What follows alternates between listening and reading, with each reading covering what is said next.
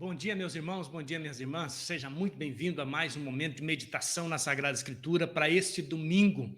Louvado seja Deus pela sua vida. Vamos orar e pedir a bênção dele para esse nosso encontro na palavra de Deus. Obrigado, Senhor, por mais um dia na tua presença. Obrigado porque o Senhor nos tem abençoado com toda a sorte de bênçãos nas regiões celestiais em Cristo. Obrigado pela Igreja Presbiteriana de Cambé, pela vida dos irmãos, das irmãs. Obrigado pela tua palavra. Senhor, nesta manhã preciosa, eu quero pedir a tua bênção, eu quero pedir a tua proteção, quero pedir o teu favor e o teu auxílio para que possamos juntos aprender um pouco mais da palavra de Deus nesta manhã. Sem o auxílio do Senhor, nada vai acontecer de bom aqui, porque toda boa dádiva, todo dom perfeito vem do alto, tudo que é bom vem do Senhor. Então nós te rendemos graças, toda honra e suplicamos o teu auxílio em nome de Jesus. Amém e amém. Muito bem, nós estamos meditando na Sagrada Escritura, falando a respeito das declarações de Jesus a respeito de si mesmo no Evangelho de João. Por 7 vezes, Jesus disse algumas frases que o definiam, né? Domingo passado, nós falamos de Jesus quando ele diz, eu sou o pão da vida. O que isso significa? E hoje nós vamos falar sobre Jesus, a luz do mundo. Eu quero convidar você a abrir a sua Bíblia em 2 textos da Sagrada Escritura, no capítulo 8 de João e no capítulo 9 de João. No capítulo 8 de João, nós lemos a partir do verso de número 12. João capítulo 8, verso 12, Jesus diz assim, de novo, lhes falava Jesus, dizendo, eu sou a luz do mundo. Quem me segue não andará nas trevas, pelo contrário, terá a luz da vida.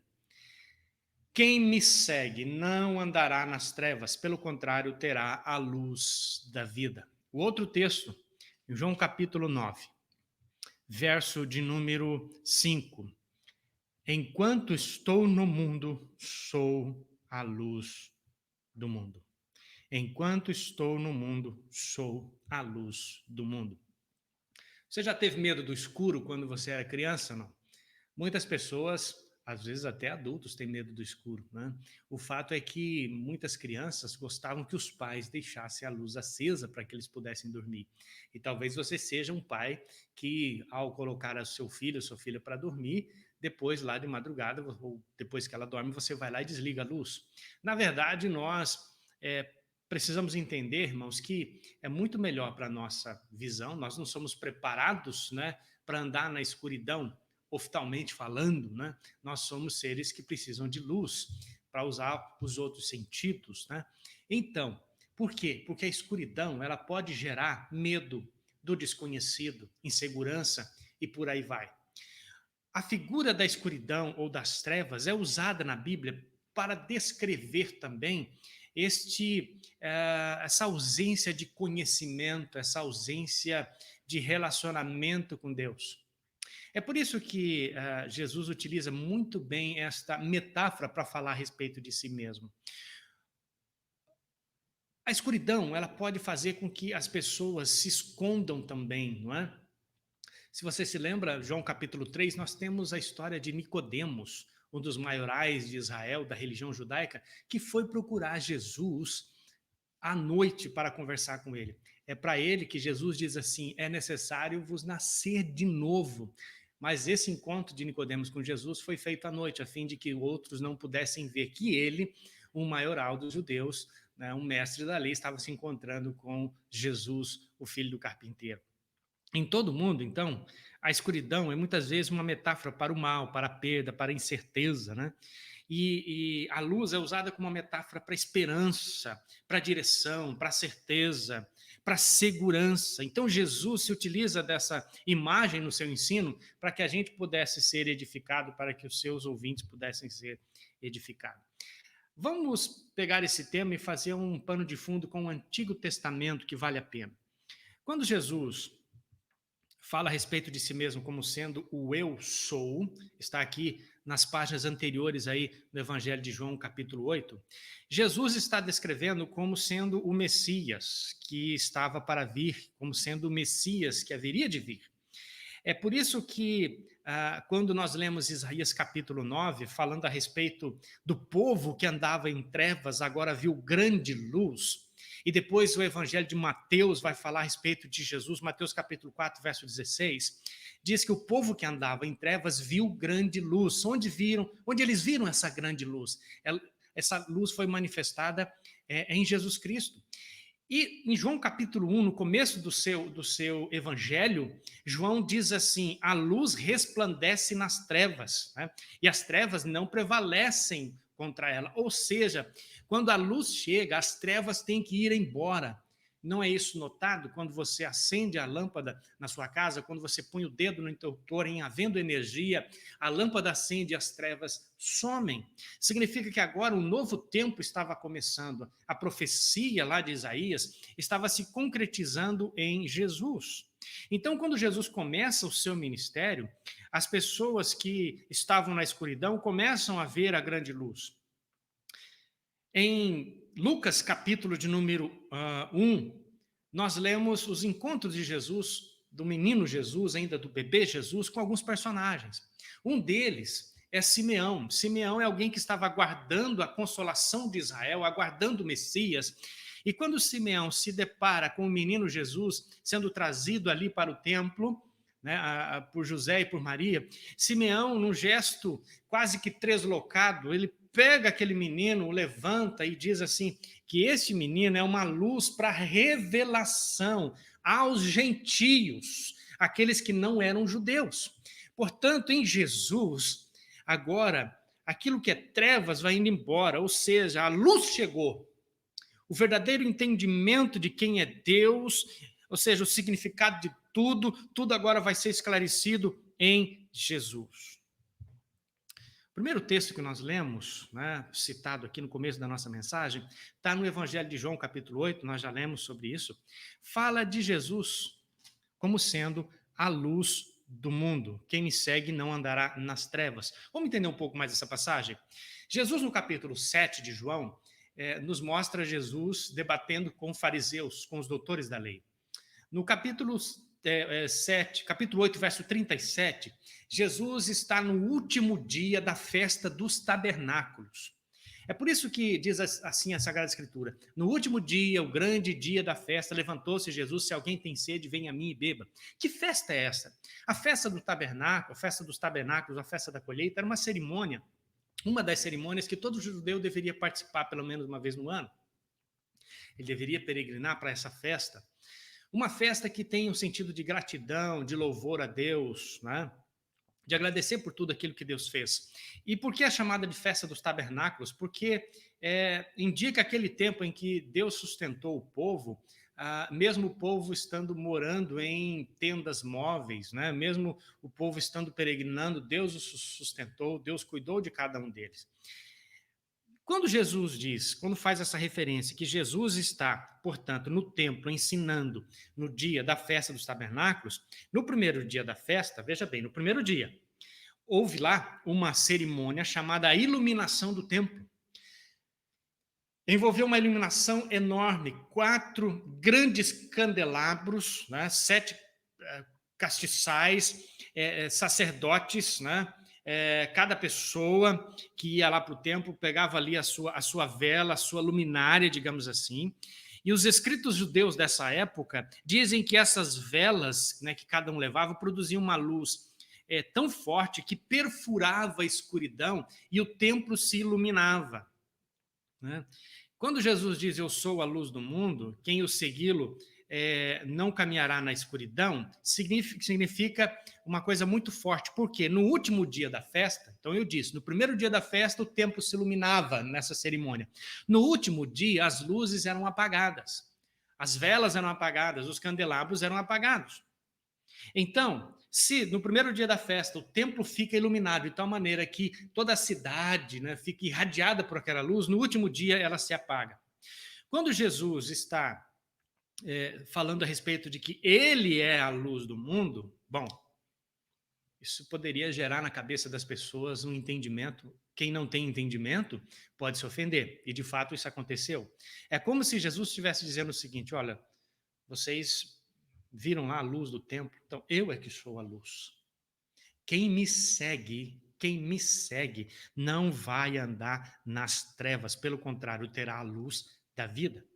Jesus dirige essas palavras, no capítulo 8, verso 12, para judeus hostis que querem destruí-lo, porque suas mentes estão fechadas.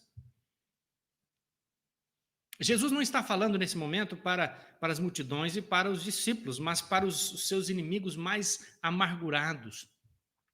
E para eles Jesus diz: olha, quem me segue não anda nas trevas. Então quer dizer que a luz não está no templo mais, que a luz não está mais naquele aparato religioso todo, que a luz não está simplesmente no obedecer e seguir todas as leis, fato este que eles não podiam fazer porque ninguém dava conta, mas agora a luz era Jesus. Então, os fariseus disseram, no verso 13, tu dás testemunho de ti mesmo, logo o teu testemunho não é verdadeiro. Veja bem, a incredulidade impediu que aqueles ouvintes de Jesus pudessem encontrar na pessoa de Jesus agora a verdadeira luz. Eles reagiram de forma muito forte. Então, a lei e o templo não são a luz de Deus no mundo mais. O que os fariseus estavam se sentindo ofendidos é: nós não somos os guardiões mais dessa luz que ilumina todo mundo. Jesus diz: não, eu é que sou a luz do mundo. Quem me segue não vai andar nas trevas. Não está, portanto, no templo ou mantendo a lei que você encontrará luz e vida, mas seguindo Jesus. Nestas palavras, meus irmãos, Jesus antecipa, de certa forma, o fim daquela adoração que acontecia no templo. E talvez, irmãos, aplicando aqui, posso estar enganado, mas talvez seja aqui, irmãos, um entendimento ainda mais profundo daquilo que Jesus disse para a mulher samaritana em João capítulo 4. Vem a hora, e já chegou, em que os verdadeiros adoradores adorarão o Pai em espírito e em verdade. O que é importante não é o lugar, o que é importante não é o aparato, mas é agora adorar a Deus significa seguir Jesus. O segundo texto que nós lemos, no Evangelho de João capítulo 9, verso de número 5, diz assim: enquanto eu estou no mundo, sou a luz do mundo. O que acontece em João capítulo 9? Jesus se encontra, caminhando Jesus, viu um cego de nascença. Os discípulos já apelam para um conhecimento popular, para uma afirmação popular, dizendo: olha, as pessoas nascem com esses problemas porque elas pecaram, seus pais pecaram. Então, Jesus diz: não é assim não.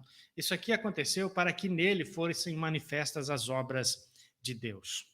Bom, verso 4, Jesus diz assim para os discípulos: é necessário que façamos as obras daquele que me enviou enquanto é dia. A noite vem, olha a figura novamente, a noite vem quando ninguém pode trabalhar. Enquanto estou no mundo, sou a luz do mundo. Muito bem. Vamos ver o que acontece. Jesus cuspe na terra, cuspiu na terra, fez lodo, untou os olhos do cego e mandou que ele se lavasse. Ele foi lá, se lavou e voltou vendo. Entenda, muito mais do que um milagre físico, é válido lembrar, irmãos, eu creio piamente em milagres físicos, ou seja, Jesus tem o poder de restaurar todo o aparato biológico, cerebral, para que uma pessoa volte a enxergar, e eu creio piamente nisso. Mas este milagre de trazer vista a este cego é muito mais do que uma cura física. Jesus praticamente está ilustrando o que ele disse para os fariseus, agora está fazendo na prática com um cego de nascença. É como se aquele milagre fosse uma ilustração daquilo que Jesus é. Eu sou a luz do mundo, e essas palavras encontradas nesse contexto, ou seja, de um homem que foi curado de uma cegueira, nos trazem a visão de que Jesus, o Todo-Poderoso Jesus, é aquele realmente aprovado por Deus em vida e em obras, e é capaz de, fazendo a vontade de Deus, estabelecer para nós, irmãos, um novo caminho, estabelecer para nós um novo sentido. Então, é como se o velho estivesse sendo tirado e estabelecido agora o novo. Quem é o novo? Jesus. Quem é o novo? Jesus. Pois bem, o cego é curado, os fariseus chamam o cego para ser interrogado. O fariseu, ou melhor, o cego, dá até uma lição, né, de teologia para os fariseus. Por fim, os pais também do cego são chamados para comprovar que ele é cego desde nascença. Mas, a partir do verso 35, tem o diálogo de Jesus com o ex-cego. Eu quero ler com você, diz assim: ouvindo Jesus que o tinham expulsado, encontrando-lhe, perguntaram: crês tu no Filho do Homem? Ele respondeu e disse: quem é, Senhor, para que eu nele creia? E Jesus lhe disse: já o tens visto e é o que fala contigo. No verso 38, então afirmou ele: creio, Senhor, e o adorou. Veja que coisa belíssima, irmãos. Simplesmente, Jesus se revela para o cego. Jesus já tinha curado aquele homem fisicamente. O grande milagre já tinha acontecido. Sim, alguém que é cego desde nascença recebe agora. É como se toda a estrutura biológica, cerebral, tudo agora é perfeito e ele enxerga novamente.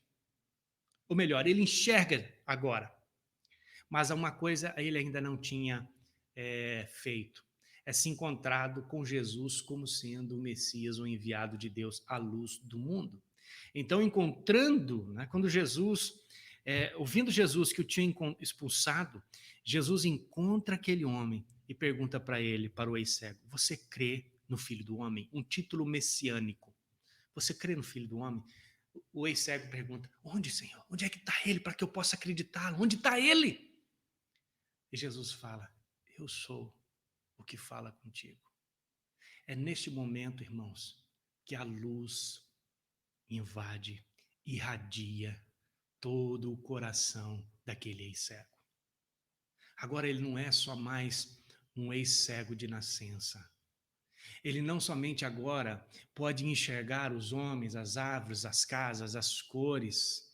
Agora este homem, ele é alguém que se encontrou com Jesus e passa a ser um seguidor de Jesus. E como que isso se processa no coração dele? Jesus faz a pergunta. E Jesus disse: já o tens visto e é o que fala contigo. Então afirmou o cego: creio, Senhor, e o adorou. Creio, Senhor, e o adorou. Dar visão a um homem que nasceu cego foi realmente um milagre sobrenatural. Criando novos tecidos, nervos, vasos sanguíneos, dar ao cérebro a capacidade de interpretar as variações da luz, impactando no córtex cerebral e assim por diante. Só Deus pode fazer esse tipo de milagre. Mas o relato de João sobre este milagre, irmãos, é para dizer claramente para todos nós que enquanto nós não passarmos a ser seguidores de Jesus, conforme diz João capítulo 8, nós acabamos de ler, e enquanto Jesus não for revelado a nós, enquanto nós não termos Jesus, enquanto nós não crermos em Jesus, na sua pessoa, na sua obra, nós ainda permaneceremos cegos e apartados de Deus e presos à escuridão. Talvez nesse ponto, irmãos, você precisa se perguntar: você já foi uma vez iluminado pela obra de Cristo na sua vida? Você já tem Jesus como sendo a luz para a tua vida? Você já tem Jesus como sendo aquele que te arrancou das trevas do pecado, que libertou você da cegueira, e hoje você tem livre acesso a Deus, e hoje você pode, em nome de Jesus, e hoje você pode se relacionar com Deus, e hoje você pode caminhar com Ele, e hoje Ele é o Senhor da sua vida, hoje você enxerga o mundo, a tua vida, a tua família, tudo que Deus põe nas tuas mãos agora está iluminado pelo poder do Evangelho, que veio na pessoa de Jesus Cristo. Ele faz a diferença, irmãos. Não basta simplesmente sermos colecionadores de histórias bíblicas. Não basta simplesmente termos todas as histórias decoradas na nossa cabeça. A fé precisa produzir no nosso coração um resultado para a vida. E é por isso que Jesus diz claramente: enquanto eu estou no mundo, eu sou a luz do mundo. Bom, Jesus subiu aos céus novamente. Mas Jesus deu uma missão para a igreja dele, para os seus seguidores. Jesus disse para os seus discípulos: vocês são o sal da terra e a luz do mundo. A diferença, irmãos, é que os discípulos de Jesus, ao levar o evangelho, não estão levando luz, própria. O discípulo de Jesus não tem luz própria. O discípulo de Jesus não pode salvar ninguém. Mas é a mensagem do evangelho que pode tirar o mundo da cegueira, que pode tirar o mundo da escravidão do pecado. Então, uma vez que eu e você já fomos iluminados pelo evangelho, agora precisamos levar o evangelho a fim de que outros sejam tirados da escuridão. Estão andando por aí, seguindo, irmãos, cada um o curso desse mundo, inventando para si deuses, os mais modernos possíveis, ou os mais antigos. Pessoas que vivem simplesmente para satisfazer todos os seus prazeres. Pessoas, irmãos, que amam demais este mundo e que não veem outra razão para viver a não ser simplesmente para este mundo. A palavra de Jesus diz claramente ao contrário. A luz de Jesus na nossa vida nos ilumina para a vida eterna. Renda-se ao senhorio de Jesus e passe a ser um seguidor dele. E a verdadeira luz brilhará no seu coração e na sua vida. Eu espero que você já tenha feito isso. Se você já fez, você é um seguidor de Jesus. Agora eu e você temos que ser anunciadores do evangelho, porque nós somos a luz para este mundo. Em nome de Jesus. Deus te abençoe. Pai, edifica o coração de cada um e que esta mensagem possa vir de encontro à necessidade de cada um, trazendo salvação em cada lar, trazendo mudança em cada lar, em cada coração. Que a escuridão vá embora em nome de Jesus, a fim de que quando chega o teu evangelho, quando chega a luz do evangelho, quando chega Jesus na nossa vida, a escuridão vai embora, e nós cremos nisso. Hoje nós podemos dizer que há sentido para a nossa vida, há o poder de Deus na nossa vida. Nós não pertencemos a esse mundo, mas aquilo que o Senhor faz na nossa vida hoje ecoa para a eternidade. Obrigado, Senhor, porque um dia o Senhor nos iluminou e nos deu entendimento. Louvado seja o teu nome em Cristo Jesus. Amém e amém. Tenham todos um bom domingo. Fique na graça e a paz do nosso Senhor Jesus.